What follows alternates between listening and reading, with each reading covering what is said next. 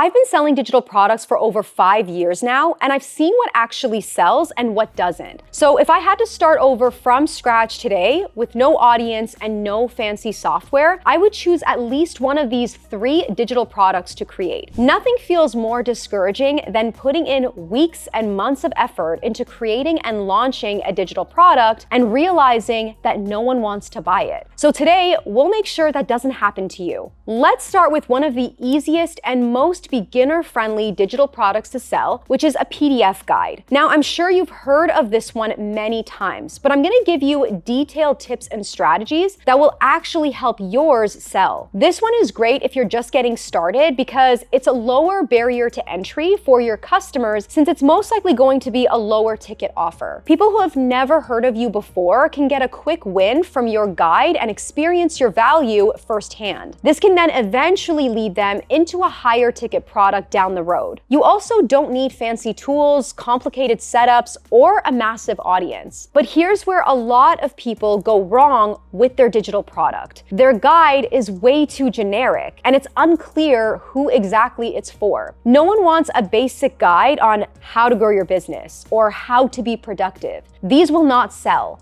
You want people to find your product and think, this is exactly what I need. So not only do you need to know who your product is for, but also where they are currently at in their journey. For example, last year, I bought a PDF guide on how to fly with a baby or a toddler. Don't judge me, I was super nervous about it, and all the free YouTube videos I watched just didn't calm my nerves. But that guide was so specific to what I needed at that moment that I hit add to cart immediately. That's what makes something sell, specificity and an actual need. And to take it a step further, the more interactive you can make your guide, the higher its perceived value and the easier it is to sell. So instead of just a 10-page PDF, think about adding templates your customers can fill out, checklists or worksheets, or even bonus video tutorials that show them exactly how to implement what you're teaching. I recently bought a new set of legal page templates for my website, and what sold me wasn't just the templates. It was the fact that every single one came with a video walkthrough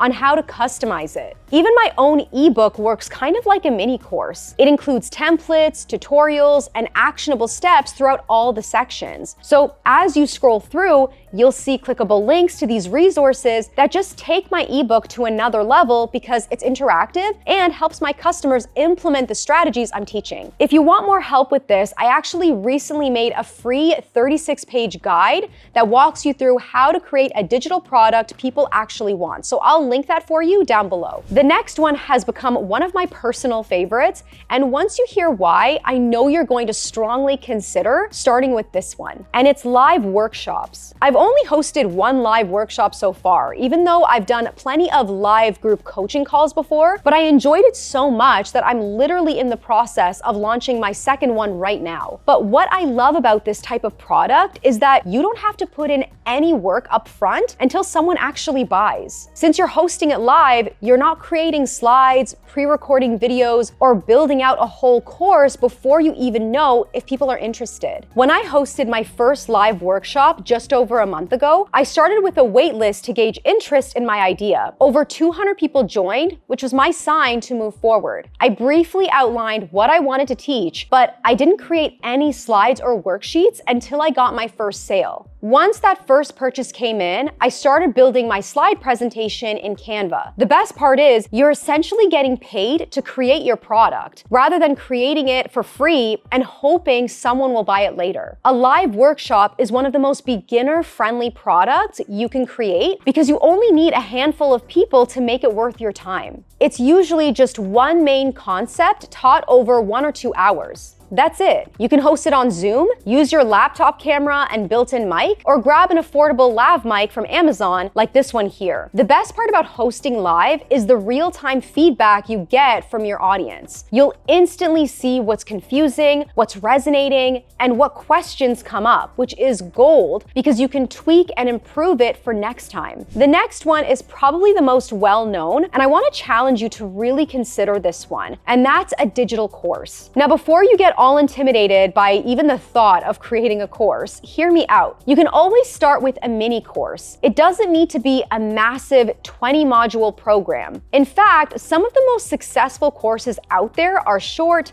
specific, and focused on helping someone solve one clear problem from start to finish. You also don't need to pre-record everything right away. One of the smartest ways to start is by teaching your course live to a few founding members, just like a live workshop, but stretched over a few weeks. This lets you get real-time feedback, see where people get stuck, and refine your content before re-recording it and turning it into a polished, evergreen course later on. When it comes to creating a digital course, don't try to include everything in the kitchen sink. The faster and more efficiently you can help someone go from point A to point B, the more desirable your course becomes. People don't want to watch hours of lessons. They want results, and they want them as clearly and quickly as possible. The best part about courses is that there's a lot of perceived value in them. People are used to paying more for courses because they associate them with transformation and expertise. But here's what truly makes a course stand out. It needs to be rooted in your own unique experience. Don't look at what someone else is teaching and try to replicate it. Instead, think about what you've personally figured out, what you have solved for yourself, or what people naturally come to you for advice on. That's what people are paying for, and definitely not something that they could just get for free online. If you'd like to avoid all the mistakes I made when I started my digital product business, you can check out this video next, and I'll see you there.